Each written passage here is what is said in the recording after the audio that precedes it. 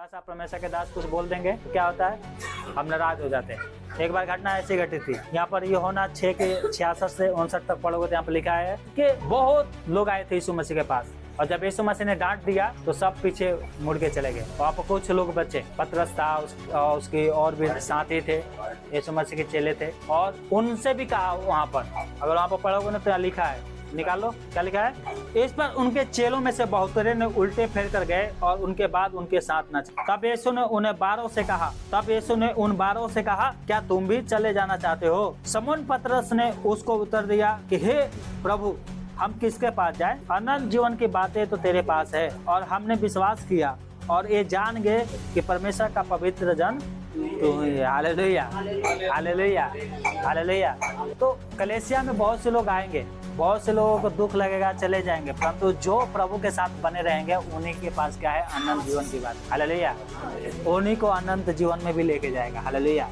यहाँ पर कह रहा था यीशु मसीह अपने चेलों से, तुम भी चला जाओ, तुम लोग क्यों नहीं गए? तो कह रहा है हम किसके पास जाए? हालेलुया। अनंत जीवन की बातें तेरे पास है। अनंत जीवन की बातें कहाँ है? कलीसिया में, संगति में है। बाइबल पढ़ोगे उसमें है। हालेलुया।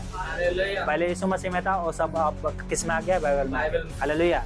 और बाइबल के कौन प्रचार करते हैं? पास्टर लोग, अगुवे, और उसको सुनेंगे तो वो अनंत जीवन में भी जाएंगे। हालेलुया।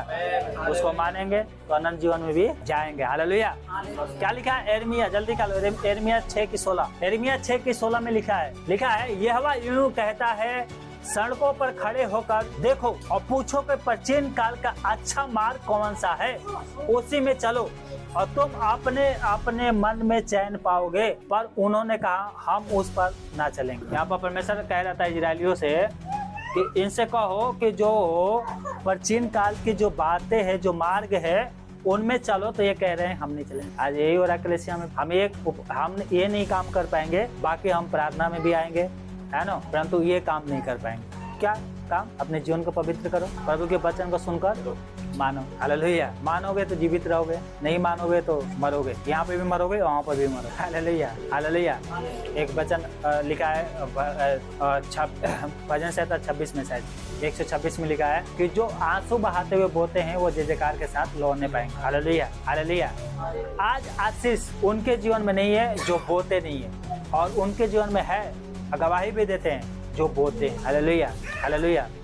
हम लौटने के लिए तो बहुत आशा रखते हैं कि हमारी एक महीने के सैलरी 30,000 हो जाए, कोई कहता है 25,000 हो जाए, परंतु बोने के लिए एक किसान और वो पता है चना को भूंज दिया। किसी ने उसको बुद्धि दे दिया ना कि चना क्या करोगे, भूंज के खेतों में रोपोगे ना तो भूंजा हुआ चना होगा तो सारे मेहनत बच जाएगा। क्या हो जाएगा, है ना, सातों बनाने के लिए भूंजना नहीं पड़ेगा, खाने के लिए भूंजना नहीं पड़ेगा। उसने क्या किया, 1 बीघा में भूंज के चना डाल दिया, इसलिए एक ही बार जाऊंगा और काटूंगा, मुझे चना मिल जाएगी। उसमें से पता एक चना जमा था, वो जो भूंजा हुआ नहीं है। आज लोग शॉर्टकट कमाने के सोचते हैं, एकदम से सैलरी बढ़ जाए, मेहनत नहीं करना है, उसमें खाद नहीं डालना है, पानी नहीं डालना है, एक ही बार का भूंजा हुआ चना मिल जाए। क्या कह रहा है कि उन लोगों साफ इनकार कर दिया कि हम ना मानेंगे उस बात को। नहीं मानोगे तो कहाँ से काटोगे? फिर आशा रखोगे कि हमें 1 बीघा में कम से कम 3 क्विंटल निकल जाए चना, तो क्या निकलेगा? एक चाने में कितना होता है पता है? मेरे ख्याल से ऐसे ही होगा, 50 दाने होगा, 50 या 30 दाने होता है, समझ गए? जब वो बढ़ के होता है ना, ऐसे एक चाना पेड़ निकलेगा उसमें से छोटा सा, और एक मुठा हो जाता है, उसमें से छोटे छोटे होता है। एक चाने में कितना होता है? 2 फल होता है, ऐसे होगा, 40 दाने होता होगा। तो परमेश्वर बहुत आशीष देना तो चाहता है, परंतु हम क्या है, जब बोएंगे नहीं तो कहाँ से देगा?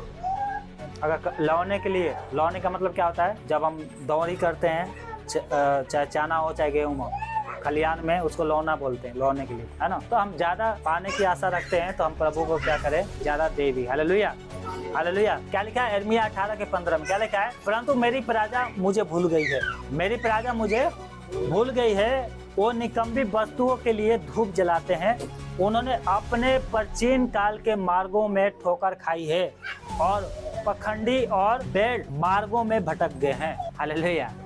किसके लिए, किसके पीछे आज भाग रहे हैं?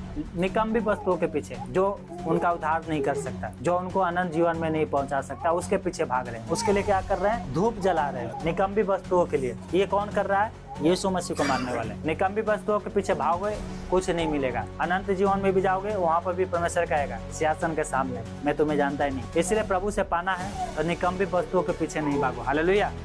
हालेलुया। हमें क्या करना है? देखो यहाँ पर लिखा है यशायाह 8:19, क्या लिखा है? जब लोग तुमसे कहे ओझाओं और तोड़ने के पास जाकर पूछो जो गुनगुनाते और फुसफुसाते हैं, तब तुम ये कहना, क्या प्रजा को अपने परमेश्वर के ही के पास जाकर ना पूछना चाहिए? क्या जीवितों के लिए मुर्दों से पूछना चाहिए? हालेलुया। जब कोई कहे अरे वहाँ पर चलो हमारे साथ, वहाँ पर जाने से तो ये काम बन जाता है, वो काम बन जाता है, चलो एक बार दर्शन होकर के आते हैं, तब आपके पास ये होना चाहिए, हम सिर्फ यीशु के पास ही जाएंगे। Hallelujah, hallelujah. साल में बहुत बार त्योहार आता है, त्योहार के दिन अगर संडे पड़ गया और कहेंगे आपके रिश्तेदार बुला रहे हैं, तो क्या करना चाहिए कि पहले तो हम प्रार्थना में जाएंगे, यीशु के पास जाएंगे, फिर या आप उसको मिलने के लिए जाना है तो आप जाओ, या किसी की शादी भी लग गया है तो कहो पहले प्रार्थना में जाएंगे, उसके बाद हम शादी में आएंगे। Hallelujah, hallelujah. कितने लोग ओझाओं के पास जाते हैं जो फुसफुसाते रहते हैं मुंह में, है ना, थोड़ा सा ऐसे फूंक देंगे और बस हो गया, विश्वास हो गया, पाप ले गया। सब लोग करते हैं, ऐसा नहीं करना है। हालेलुया। यीशु मसीह हमारे जीवित है और हमें मुर्दों के पास नहीं जाना है। कहाँ नहीं जाना है? कोई भी हो, मुर्दे के पास नहीं जाना है, सिर्फ यीशु के पास हो। हालेलुया। ओझा क्या बोलता है, आपके घर पे आता है, क्या आशीर्वाद देता है, आप उसको दान भी दोगे तो, है ना। मेरे घर पे भी आते, दुकान पे आते थे, क्या हो गया? किसी के भी नाम से मांगे, 5 रुपए 10 रुपए देने से क्या हो गया? प्रभु का वचन में क्या लिखा है? किसी भी मांगने वाले को मना मत करो, किसी भी मांगने वाले को मना मत करो। Hallelujah, hallelujah, hallelujah. एक वचन और क्या लिखा है? लेवी व्यवस्था 19:31 लिखा है, और यहाँ पे लिखा है, ओझा और भूत साधने वाली की ओर ना फिरना और ऐसे को खोज करके उनके कारण अशुद्ध ना हो जाना, मैं तुम्हारा परमेश्वर यहोवा हूँ। अगर हम ओझाओं के पास, मुर्दे के पास, भूत साधने वाले के पास जाते हैं तो हम अशुद्ध हो गए हैं। अगर अशुद्ध हो गए तो अपने को क्या करना है? शुद्ध करना है। वो कौन कर सकता है? यीशु। कौन कर सकता है? यीशु मसीह। हालेलुया। यीशु मसीह से दया मांगनी है। हालेलुया। लूका 16:29 का लिखा है, इब्राहिम ने उससे कहा, उनके पास तो मूसा और भविष्यवक्ताओं की पुस्तक है, वो उनकी सुने। हालेलुया। पता है, एक आदमी जिसके पास बहुत धन था, यहाँ पे लिखा है, पढ़े होंगे, अमीर आदमी और लाजर की कहानी। लाजर गरीब था, लाजर मर गया, सीधा स्वर्ग में गया। क्यों? क्योंकि वो प्रभु का भय मानता था। ये अमीर आदमी मरा और वहाँ पर प्रार्थना करता कि हे प्रभु, मेरे भाई के पास लाजर को भेज दे, क्योंकि मेरे और भाई हैं जो मेरे ही रास्ता पे चल रहे हैं, अगर ये जाके बताएगा तो वो बच जाएंगे। वो क्या कह रहा है कि उनके पास बाइबल तो है। हालेलुया, बाइबल को पढ़े, उनकी माने, जो परमेश्वर के दास लोग लिखे हैं वो प्रचार करते हैं, उनकी माने। ये पुस्तक जो पढ़ते हैं हम लोग, 66 पुस्तक है इसमें, जिसे पवित्र बाइबल कहते हैं, इसको पढ़े और उस वचन के अनुसार काम करें, जरूर बचेगा। Hallelujah, hallelujah, hallelujah. यीशु मसीह ने कहा मत्ती 11:29 में, क्या कहा? मेरा जुआ अपने ऊपर उठा लो और मुझसे सीखो, क्योंकि मैं नरम और मन में दीन हूँ, और तुम अपने मन में विश्राम पाओगे। Hallelujah, hallelujah. आज लोगों के पास बहुत संसार के वस्तु बहुत है, परंतु उनके मन में क्या है? विश्राम। मन में क्या है? शांति नहीं है। शांति नहीं है। क्यों शांति नहीं है? क्योंकि उनके जीवन में यीशु मसीह नहीं। हालेलुया। यीशु मसीह का काम जो है सबसे हल्का है। वो कह रहा है, मेरे जुआ, मेरे बोझ को उठा लो तो तुम क्या करोगे? अपने मन में विश्राम पाओगे। हालेलुया। एक और वचन यशायाह 8:20 क्या लिखा है? व्यवस्था और चेतावनी की चर्चा किया करो, यदि वो लोग इस वचनों के अनुसार ना बोले तो नीचे उनके लिए पोह ना फटेगी। इसका मतलब नहीं समझ में आया? इसका मतलब ये है, अगर प्रभु के वचन को, अगर कोई परमेश्वर का दास आपको बता रहा है और उसकी नहीं मान रहे हो, तो आपके लिए भी पोह ना फटेगा, धन्य अंधकार आपके लिए दूर नहीं होगा, आपके काम नहीं बनेगा। अगर पोह फटना है तो प्रभु को जो चेतावनी है उसको मानो। हालेलुया। उसको मानोगे तो आपके लिए क्या होगा? पोह फटेगा। हालेलुया। आपके लिए क्या होगा? पोह फटेगा। यीशु मसीह कह रहा है, देखो प्रकाशित देखा 2:22, ध्यान से देखना, ये आपके लिए है। क्या है? देख मैं द्वार पर, देख मैं उस खाट पर डालता हूँ, और जो उसके साथ व्यभिचार करते हैं, यदि वो भी उसके कामों से मन ना फिराएंगे तो उन्हें बड़े क्लेश में डालूंगा। इसका मतलब ये है, संसार से अगर मन नहीं फिराओगे तो मैं तुम्हें बड़े क्लेश में डालूंगा। ये पुराना नियम का वचन नहीं है, ये नया नियम का वचन है, और भी अंतिम किताब का वचन है, प्रकाशित वगैरह। क्या कह रहा? अगर तुम मन नहीं फिराओगे, किससे? संसार से। किससे? संसार से। जैसे व्यभिचार, चोरी करना, झूठ बोलना, गालियां देना, इन सब से मन नहीं फिराओगे, दारू पीना, नाशा करना, अगर इससे मन नहीं फिराओगे तो क्या कह रहा है, मैं तुम्हें बड़े क्लेश में डाल। किसमें? फिर उस समय कहते रहना यीशु है तो छुड़ाया क्यों नहीं, यीशु है तो हमें बचाया क्यों नहीं। बाइबल में क्या लिखा है? मनुष्य जो कोई बोता है, जो बोएगा वो ही काटेगा। फिर 4 पाई पे पड़ जाओगे ना, फिर यीशु याद आएगा। तो जब सर से पानी निकल जाएगा तो यीशु भी कुछ नहीं करे। Hallelujah, hallelujah, hallelujah. एक डाकू था, क्रूस पे से यीशु को पुकार रहा था, हे प्रभु हमें बचा ले। यीशु मसीह नहीं सुना उसका। सुना? नहीं सुना, नहीं सुना। क्यों?